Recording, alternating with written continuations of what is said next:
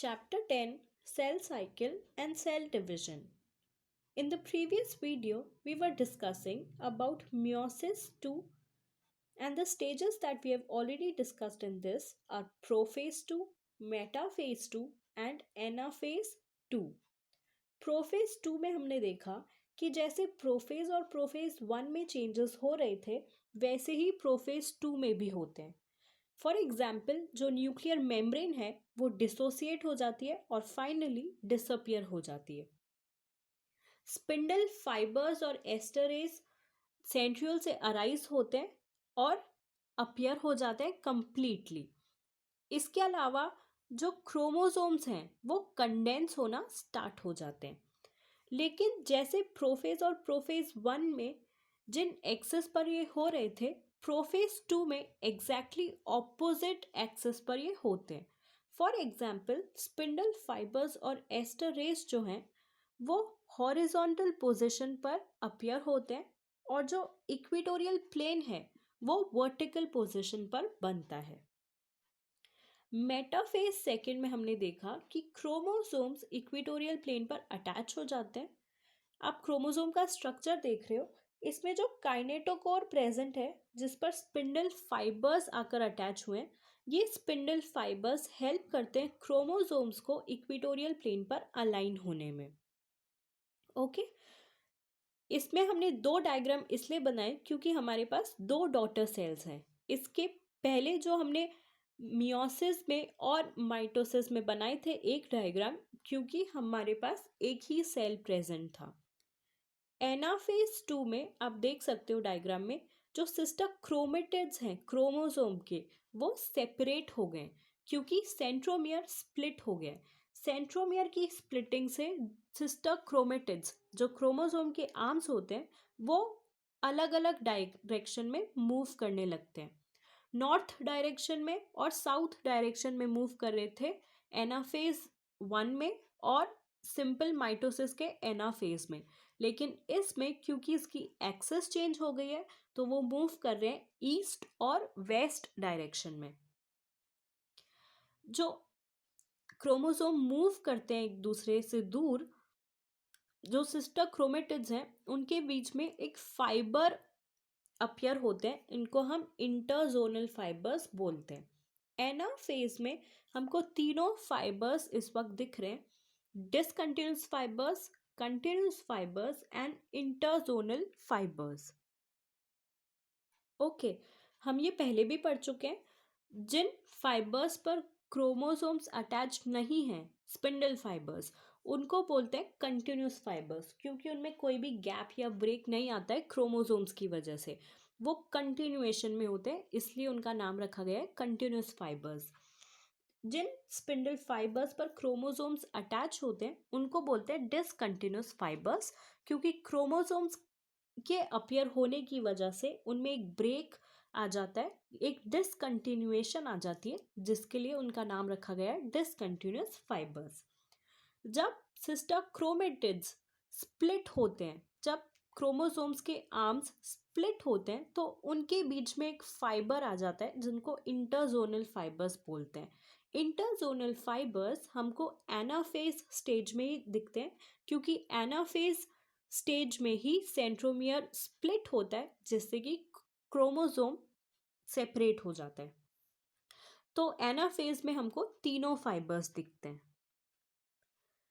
Now let us talk about telophase 2. Telophase 2 karyokinesis की last stage होती है. Telophase पर ही साइटोकाइनेसिस की प्रोसेस दिखने लग जाती है क्योंकि साइटोकाइनेसिस टीलोफेज से स्टार्ट हो जाता है.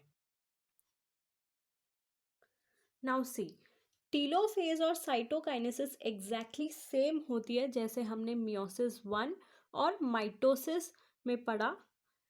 टीलोफेज में जो इन्वेजिनेशन है प्लाज्मा मेम्ब्रेन में वो स्टार्ट हो जाता है और बाकी के स्ट्रक्चर्स जो हमको दिख रहे हैं वो है एस्टरेज और स्पिंडल फाइबर्स नहीं दिख रहे हैं तो मतलब वो डिसोसिएट हो गए. न्यूक्लियर मेम्ब्रेन हमको दिख रही है तो न्यूक्लियर मेम्ब्रेन इसमें रीअपियर हो गई है, फिर से आ गई है.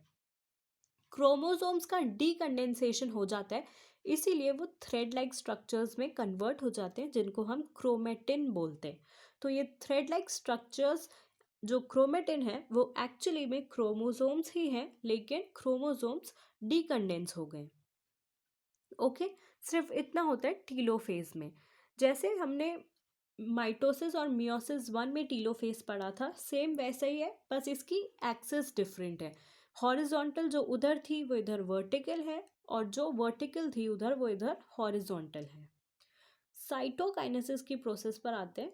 जैसे कि टीलोफेज में हमको साइटोकाइनेसिस स्टार्ट होते हुए दिख रही है, तो ये जो इनवैजिनेशन है प्लाज्मा मेम्ब्रेन का, जो फोल्ड है जो इक्वेटोरियल प्लेट से बनता है, वो डीप हो जाता है। इतना डीप हो जाता है कि वो फाइनली सेपरेट हो जाता है। जो आप पहले दो डायग्राम्स देख रहे हो वो दोनों डॉटर सेल्स हैं जो कि मियोसिस वन से मिली थी। उन दोनों डॉटर सेल्स के प्लाज्मा मेम्ब्रेन में इनवैजिनेशन डीप होता हुआ दिख रहा है। जो 4 डॉटर सेल्स फॉर्म हुई है वो ऐसे हुई हैं कि जब प्लाज्मा मेम्ब्रेन फाइनली इन्वेजिनेट होते होते सेपरेट हो गई है, तो हमारे पास 4 डॉटर सेल्स आ गए हैं। मियोसिस वन में हमारे पास 2 डॉटर सेल्स आई थी, जिनका क्रोमोसोम जिनमें n नंबर के थे, मतलब हेप्लॉइड थे। इसमें उन दोनों का डिवीजन हुआ है, तो इवेंचुअली हमारे पास 4 डॉटर सेल्स आई हैं, जिनमें जो क्रोमोसोम का नंबर है वो हेप्लॉइड है। तो इनमें जो क्रोमोसोम्स है उनमें जेनेटिक मटेरियल ऑलरेडी एक्सचेंज्ड है, क्योंकि वो तो मियोसिस वन में ही एक्सचेंज हो गया था। बस डॉटर सेल्स का नंबर मियोसिस टू में बढ़ जाता है। जैसे मियोसिस वन के रिजल्ट में हमको 2 डॉटर सेल्स मिलते हैं, मियोसिस टू के रिजल्ट से हमको 4 डॉटर सेल्स मिलते हैं। चारों के चारों हेप्लॉइड होते हैं। Okay, easy. Now we'll talk about the significance of meiosis. Significance का मतलब है कि मियोसिस की प्रोसेस क्यों इम्पोर्टेंट है और क्यों होनी चाहिए। तो meiosis helps in haploid gamete formation which are essential for sexual reproduction. Meiosis help करता है हेप्लॉइड गैमेट को फॉर्म होने में, जो कि सेक्सुअल रिप्रोडक्शन के लिए इम्पॉर्टेंट होता है। और इस हेप्लॉइड गैमेट फॉर्मेशन की ही वजह से जो स्पीशीज होते हैं वो अपने क्रोमोसोम के नंबर को मेंटेन कर सकते हैं। फॉर एग्जाम्पल, ह्यूमंस में एग में जो क्रोमोसोम का नंबर होता है वो होता है 23, और स्पर्म में जो क्रोमोसोम नंबर होता है वो भी होता है 23। तो एग और स्पर्म के फ्यूजन से, फर्टिलाइजेशन की प्रोसेस से जो जाइगोट फॉर्म होता है, उस जाइगोट में 46 नंबर ऑफ क्रोमोसोम्स प्रेजेंट होते हैं। एग के 23 और स्पर्म के 23, टोटल 46। तो ये हेप्लॉइड गैमेट फॉर्मेशन में मियोसिस की प्रोसेस हेल्प करती है, क्योंकि इस जाइगोट में मियोसिस की प्रोसेस होगी तभी क्रोमोसोम का नंबर मेंटेन होगा। इसके अलावा एक और एग्जाम्पल हमने देखा था असेक्सुअल रिप्रोड्यूसिंग स्पीशीज का। उसका एग्जाम्पल था क्लेमाइडोमोनास। क्लेमाइडोमोनास में जो रिप्रोडक्शन की प्रोसेस है वो असेक्सुअली होती है। असेक्सुअली रिप्रोड्यूस करने के लिए उनको फ्यूजन करना ही पड़ता है। जो उनका फ्यूजन होता है वो डिप्लॉइड गैमेट्स के बीच में होता है। फिर उनमें मियोसिस की प्रोसेस होती है, जिससे कि हेप्लॉइड गैमेट्स फॉर्म होते हैं। ये हम ऑलरेडी पढ़ चुके हैं जब हमने स्पोरिक मियोसिस के बारे में पढ़ा था। Okay, meiosis also helps in exchange of genetic material. Genetic material का एक्सचेंज हमने मियोसिस की प्रोसेस में देखा कि 2 क्रोमोसोम्स के बीच में क्रॉसिंग ओवर होती है, जिसकी वजह से जेनेटिक मटेरियल उन दोनों क्रोमोसोम्स के बीच का एक्सचेंज हो जाता है। ये जेनेटिक मटेरियल एक्सचेंज होना इसीलिए इम्पॉर्टेंट होता है कि वेरिएशन आए स्पीशीज़ में। स्पीशीज में वेरिएशन सिर्फ तभी आएंगे जब उनके जीन्स में वेरिएशन आएंगे। तो जब जेनेटिक मटेरियल एक्सचेंज होता है तो जीन्स में भी चेंजेस आ जाते हैं। जीन्स में चेंजेस आने की वजह से स्पीशीज में वेरिएशंस आ जाते हैं। ओके, ये वेरिएशंस इवोल्यूशन की प्रोसेस में बहुत ही ज़्यादा हेल्पफुल होते हैं, क्योंकि जब तक कोई स्पीशीज़ वेरिएट नहीं हो सकता, जब तक किसी स्पीशीज़ में वेरिएशंस नहीं आएंगे, तब तक उनका इवोल्यूशन नहीं हो सकता, उनमें अडेप्टेशंस नहीं हो सकते और नए कैरेक्टर्स उनमें फॉर्म नहीं हो सकते। इसीलिए ये वेरिएशन की प्रोसेस, जेनेटिक मटेरियल का एक्सचेंज होना बहुत इम्पोर्टेंट होता है। मियोसिस की प्रोसेस स्पोर फॉर्मेशन में भी हेल्प करती है। स्पोरिक मियोसिस हमने पढ़ा था। स्पोर मदर सेल्स जो होते हैं वो डिप्लॉइड होते हैं, उनको हेप्लॉइड स्पीशीज प्रोड्यूस करने के लिए मियोसिस की प्रोसेस में जाना पड़ता है या मियोसिस की प्रोसेस करनी पड़ती है। तो मियोसिस की प्रोसेस का रिजल्ट होता है स्पोर्स का फॉर्मेशन। तो स्पोरिक मियोसिस भी बहुत हेल्पफुल होते हैं। 3 टाइप के मियोसिस हमने पढ़े थे, गैमेटिक मियोसिस, जाइगोटिक मियोसिस और स्पोरिक मियोसिस। जो गैमेटिक मियोसिस था वो हायर ऑर्गेनिजम्स के लिए होता है। जब टेस्टीज और ओवरीज के सेल्स होते हैं वो गैमेट्स प्रोड्यूस करते हैं,